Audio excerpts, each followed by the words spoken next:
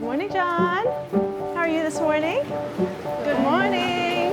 Hola, Omar. Hi, Dee. Hi, Ray. How are you doing? Hi, Esme. Hi, Mel. How are you? How's Annie? I've found that for me, baking brings me a lot of personal joy because it's my way of communicating with other people. That's really nice. That's called a lot of the orange flavoring. I love that.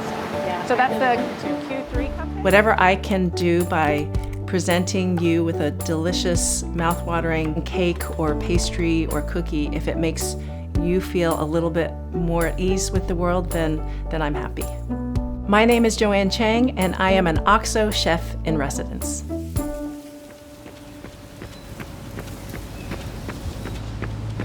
I know what it's like to feel like I don't belong. And I think that stems from being a daughter of immigrants who felt a little bit other. Because I remember as a teenager looking at literally every single other person and thinking I would rather be that person. I think everybody's just trying to feel like they belong somewhere. And I think that's why I love what I do, is that I found a way to connect to people and to try to give them that sense that I know we all feel, where we don't really know if we fit in. We don't really know if we're important. And I look at teenage me and I say, yes, you are very important. I was raised by very traditional Taiwanese parents, and they had a vision that I would end up being a doctor or a lawyer or investment banker or something like that. I ended up going a very different route. Once I stepped into a professional kitchen, I fell in love, and I think they heard that in my voice after my first day of work. My husband and business partner, Christopher, I met him when I was working for him as his pastry chef for my first pastry chef job. We went on to then open multiple flowers and a restaurant called Myers & Chang.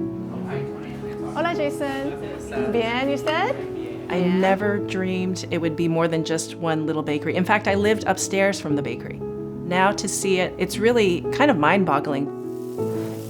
You have one life to live, and so if you feel that strongly about something, from my experience, you just go for it, because you can't not. I hope you enjoy them. I know. This is something that we kind of built our reputation on. Over the last 20 years, I think we've sold more sticky buns. When we take all the sticky buns that we've ever sold, it probably goes around the moon and back like several times, just because everybody in Boston comes. I built Flour from originally 12 employees to now about 450, but I built it because I wanted to try to make people's lives a little bit better.